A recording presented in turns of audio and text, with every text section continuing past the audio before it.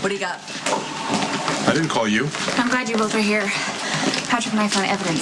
With help from Jackal PI. We're here to report a murder. Does this have anything to do with why you and Spinelli broke into the mayor's office? Oh, well, don't think you should be having that conversation in front of me. If I might elaborate. I'm going to regret this. Go on, Spinelli. Oh, okay. The philandering mayor and his sexually obliging secretary were partners in a series of clandestine assignations that culminated in the regrettable injury and subsequent demise. Do you think you can finish this before dinner time? Okay, there are mitigating circumstances that make the mayor's involvement increasingly suspect. Like the fact that the mayor fled from the scene of the crime. Yeah, Maxie is correct. And newly revealed bank account transactions that are highly suspicious, not to mention the mayor's own surreptitious demeanor, all leading the Jackal to question whether we can trust the verity of any statement made by the maritally impaired mayor. Look, all you're telling me, I think, is that the mayor was sleeping with Brianna Hughes and is trying to cover his guilt. You know, this is old news. Actually, Mac, we went over the autopsy report, and this, well, it shows a different version than what the mayor said.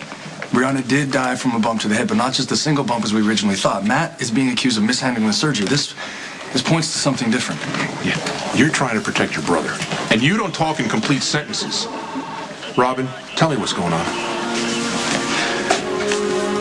Okay, there's a discrepancy between Mayor Floyd's story and Brianna's injuries. The autopsy suggests that there were 2 blows to the head, both in the exact same place. I'd say that's beyond coincidence.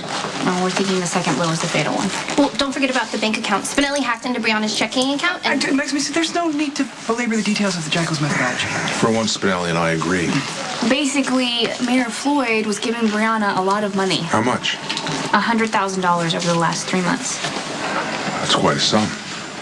Well, it's not unusual for a cheating husband to give money to his girlfriend. It's classic.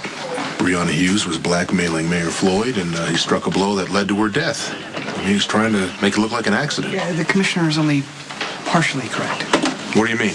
Well, Brianna Hughes was undoubtedly murdered, but it was not the philandering mayor himself who sent her to her death.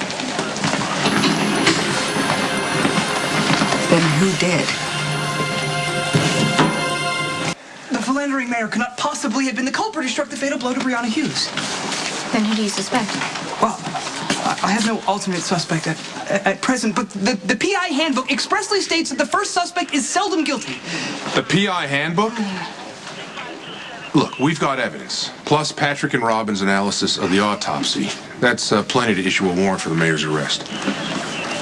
Well, I think it would be wise to have SID look over the evidence first. I'm surprised you're not eager to move on this. Well, I just don't want to act prematurely. You're not afraid of the political pressure, are you? Brianna Hughes was murdered. Without the second blow to the head, she wouldn't have died. The mayor's been caught in yet another lie, and while that in itself does not make him a murderer, it's a start. So I will go to the judge and get the warrant issued immediately.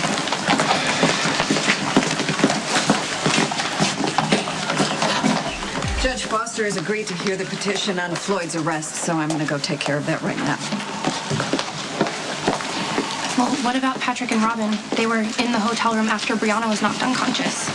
Well, we were called in to give her treatment. Still, they could be named accessories to murder or something. Assuming this goes to trial, Robin and Patrick will almost certainly be called to testify. But nobody would actually believe we were involved in a cover-up So story. we're going to need statements from both of you as to what you witnessed. That's fine. We can go on record with what we know about Good. the autopsy. Good. I want this to be airtight. Might the commissioner be a tad precipitous in his rush to close the case? I'm doing this by the book, Spinelli. Well, but if it turns out, like I strongly suggest, that the mayor is not our culprit, then the true murderer slips through the arms of the law, never to be punished for his or her sordid crime. Someone get him out of here before I have him arrested for all the hacking he did to get evidence in this case. Come on, Spinelli. Let's go. Hi. Hi. Is my mother around?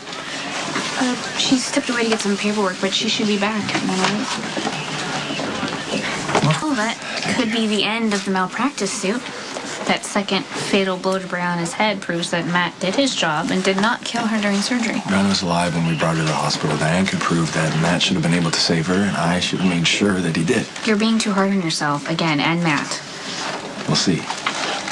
Come on, cheer up. If it wasn't for us, the mayor would have gotten away with murder. pretty proud of your detective skills, aren't you? Well, I have to say it runs in the family. Well, okay, give me a little bit something. I was no slouch. Oh, you were great following my lead. You're like a Watson to my Holmes. Really? Patrick, ready to take your statement. To be continued. Good luck.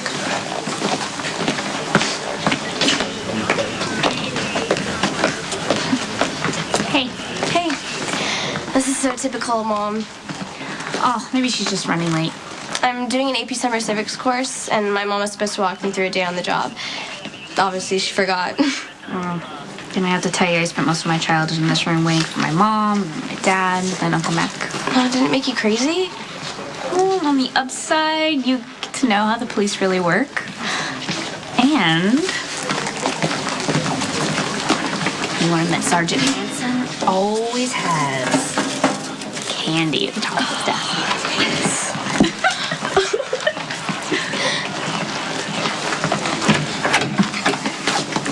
You did it, Spinelli. You solved the case practically single-handedly. I'm grateful for your praise, but I'm doubtful about the case's resolution. I always knew there was something creepy about the mayor. Never trust a man who wears too much cologne. Olfactory impressions can be deceiving. But evidence can't, and there's tons of it, all pointing to the mayor. Yeah, I fear Maximista, much like her loving parental unit, is violating one of the tried and true rules of investigation. Crime is never convenient. This all fits together far too perfectly. Perfect works for me. I'm just convinced that there is another suspect lurking in the shadows. I love it when you talk like a PI. You're truly in your element, a cerebral man of danger. Is that really how you think of me? How about I show you how I think of you?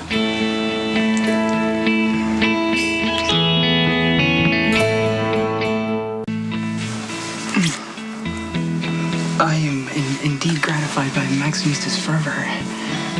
You're everything to me, Spinelli. You're my best friend, a man I admire and trust.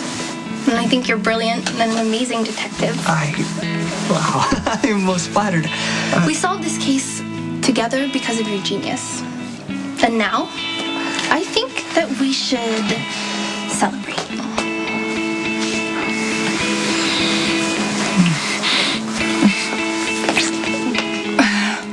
What's wrong? Regrettably, I must refrain. Okay, set up quickly. That tip from City Hall is true. This should be good.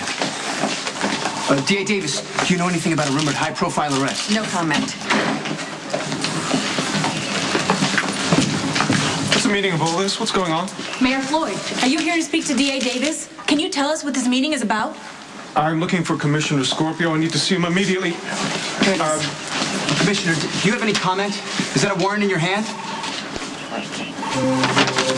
Garrett Floyd, you're under arrest for the murder of Brianna Hughes. You have the right to remain silent. Anything you say can and will be used against you in a court of law. Would you care to comment? Yes, actually, I would.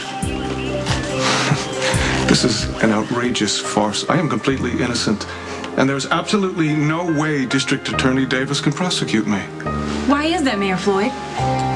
Well, it's because we were lovers.